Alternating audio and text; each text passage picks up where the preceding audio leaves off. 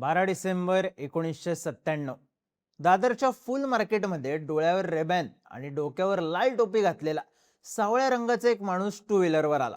त्याने आजूबाजूला बघितलं तेव्हाच त्याला संशय आला. पण मुंबई पोलिसांचा एन्काउंटर स्पेशलिस्ट आपल्या दिशेनं चालत येतोय हे बघून त्याला समजलं आपली फिल्डिंग लागली. त्यानं पसरी घाण्याचा प्रयत्न केला. तेवढ्यात त्या पोलीस अधिकाऱ्याने त्याला पकडलं. दोघांमध्ये झटापट झाली आणि लाल टोपीवाल्या माणसाने त्या पोलीस अधिकाऱ्याच्या मांडीत गोळी घातली. पोलीस अधिकारी खाली कोसळला, पण त्याच्यासोबतच्या 20 पोलिसांनी त्या लाल टोपीवाल्यावर एका पाठोपाठ एक 27 गोळ्या मारल्या. त्याला जागीच खलास केलं. एखाद्या गुन्हेगाराला मारण्यासाठी पोलिसांनी एवढ्या गोळ्या चालवल्या म्हणून त्यांच्यावर टीकाही झाली. पण ज्याला 27 गोळ्या मारल्या तो किरकोळ शूटर नव्हता. तो कसा दिसतो हे फार लोकांना माहीत नव्हतं, पण त्याचं नाव ऐकून भले भले ठसायचे. त्यानं फिल्म प्रोड्युसर्स, बिल्डर, व्यापारी, राजकारणी अशा सगळ्यांच्या सुपाऱ्या वाजवलेल्या. मुंबईत 22 खून पाडले होते. हा होता दाऊदचा फेवरेट शूटर सादिक कालिया.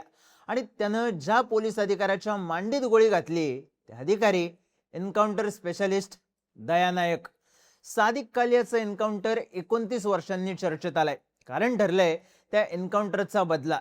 20 एप्रिलला मुंबईच्या नागपाड्यामध्ये 78 वर्षांच्या इक्बाल इब्राहिम सेलिया यांचा खून झाला. पोलिसांनी खुनाला उचललं. त्याचं नाव सादिक जावर. सादिक कालियाचा पुतण्या. खुनाचं कारण बदला. 29 वर्षांपूर्वी दिलेल्या टिपचा बदला. ही स्टोरी त्याच बदल्याची, सादिक कालियाच्या दहशतीची आणि दया नायक यांच्या नेटवर्कची सुद्धा.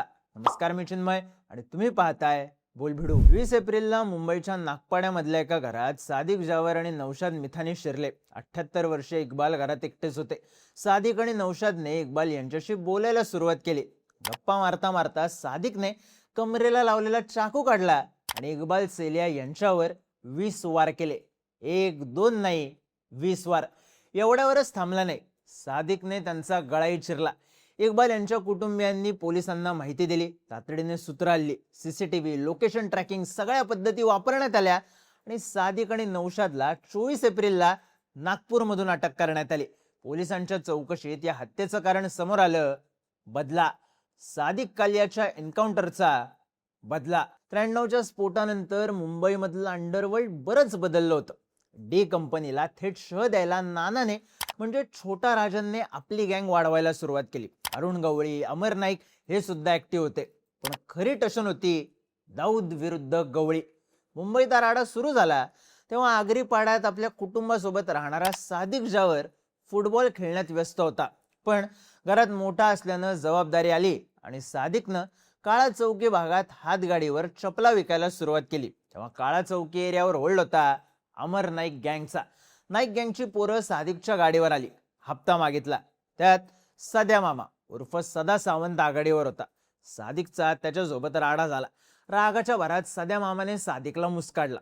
सादिकने गाडीवरचं हत्यार उचललं आणि मामाच्या पोटात खुपसलं.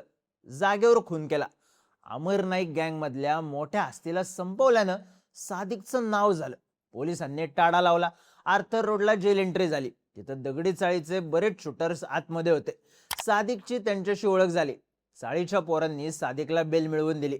1995ला तो जेलच्या बाहेर आला आणि दगडी चाळीसाठी काम करायला लागला.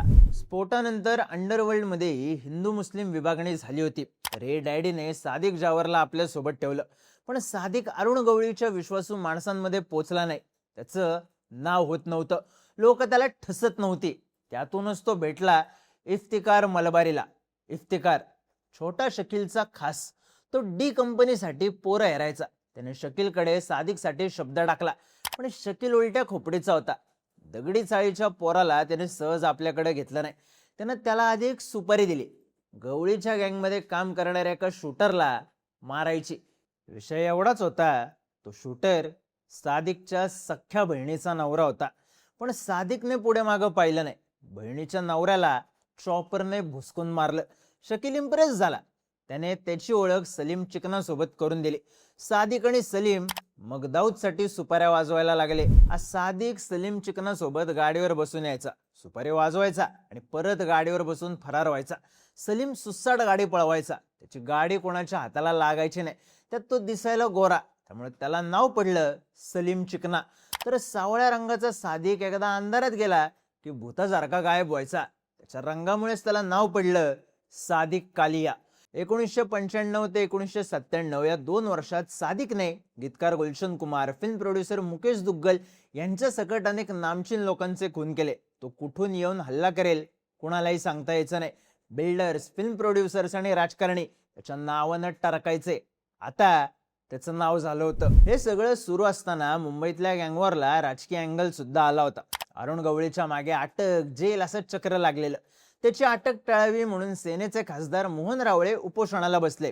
आधी बाळासाहेब ठाकरेंनी तुमचा दाऊद तर आमचा गवळी असं म्हणणं आणि त्यानंतर रावळेंनी गवळीला उघड उघड पाठिंबा देणं, याचा राग दाऊदच्या डोक्यात होता.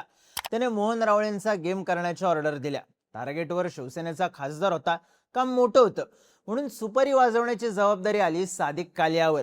पण सादिक कालिया रावळेंच्या भोवती ट्रॅप लावतोय याची टीप पोचली इन्स्पेक्टर दया नायक यांच्यापर्यंत. नायक यांनी सादिक कालियाच्या पेजर नंबरवर वॉच ठेवला, कारण त्याचं लोकेशन मिळवण्याचा तो एकमेव पर्याय होता.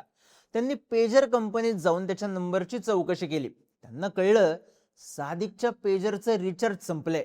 नायक यांनी स्वतः रिचार्ज केलं. पेजर सुरू झाला. या पेजरवरून सादिकने पहिला मेसेज केला सलीम चिकनाला. सादिकने त्याला मोहन रावळेंच्या हत्येची प्लॅनिंग करायला अलंकार थिएटर जवळ बोलवलं. नायक यांच्या टीमने ट्रॅप लावला. अलंकार थिएटर जवळून सलीम चिकनाला उचललं, पण त्या दिवशी सादिक तिथे आला नाही. दया नायक यांनी सलीम चिकनाला सोबतच ठेवलं. 11 डिसेंबर 1997 ला सलीमच्या पेजरवर मेसेज आला. सादिकने त्याला दुसऱ्या दिवशी दादरच्या फुल मार्केटला बोलवलं. दुसऱ्या दिवशी दया नायक, प्रदीप शर्मा यांच्या टीमने ट्रॅप सेट केला. साध्या कपड्यांमध्ये क्राईम ब्रांचचे 20 अधिकारी बंदूक लावून सादिकची वाट बघत होते. सादिकाला आड बाजूला थांबलेल्या सलीम चिकनाने कोणतीही हुशारी न करता दया नायक यांना इशारा केला. पण गर्दी खूप होती. लांबून गोळी मारण्यात रिस्क होती. दया नायक सादिकच्या जवळ गेले. तो पळून जायच्या आधी त्याला पकडलं. त्याने दया नायक यांच्या मांडीत गोळी घातली. दादर फुल मार्केटमध्ये गोळीचा आवाज घुमला. दया नायक खाली कोसळले. तेवढ्यात प्रदीप शर्मा आणि इतर 20 अधिकाऱ्यांनी सादिकवर फायरिंग केली. त्याला अगदी जवळून गोळ्या घातल्या. आपल्या सहकार्याला गोळी मारली म्हणून सादिकला 27 गोळ्या घालण्यात आल्या. दया नायक यांच्या खबऱ्याने दिलेल्या टिपमुळे मोहन रावळेंचा जीव वाचलाच, पण सादिक कालियासारखा खुंखार गुन्हेगार सुद्धा संपला. ही टीप देणारा होता इक्बाल इब्राहिम सेलिया, तोच माणूस ज्याचा 20 एप्रिलला खून झाला. सादिक संपला, पण त्याच्या खुनाचा बदला घेण्यासाठी दुबईमध्ये काम करणारा त्याचा भाऊ आरिफ जावर मुंबईत आला.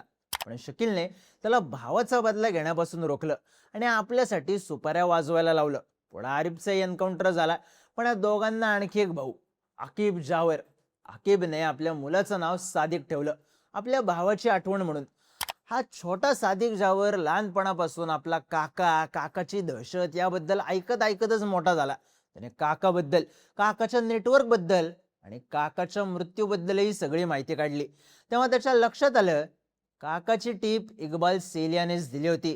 त्यानं 29 वर्ष वाट पाहिली. सेलियाच्या घरात घुसला आणि आपल्या पार्टनरच्या मदतीने बदला पूर्ण केला. काही बातम्यांनुसार जावरचा पार्टनर नौशाद मिथानी इक्बाल सेलियावर वार करत होता, तेव्हा सादिक जावर थंडपणे पाहत होता. या सगळ्यावर इक्बाल सेलिया यांच्या मुलाचं म्हणणं आहे की सादिक जावर हा आमचाही नातेवाईक होता. त्याची आजी माझी आत्या होती. एका बिझनेससाठी माझ्या वडिलांनी त्याला 16 लाख रुपये उसने दिले होते. तेच पैसे त्याला परत द्यायचे नव्हते, म्हणून त्यानं माझ्या वडिलांची हत्या केली. त्याचा काका सादिक कालियाची टीप माझे वडील इक्बाल सेलिया यांनी नाही तर इक्बाल पटनीने दिली होती.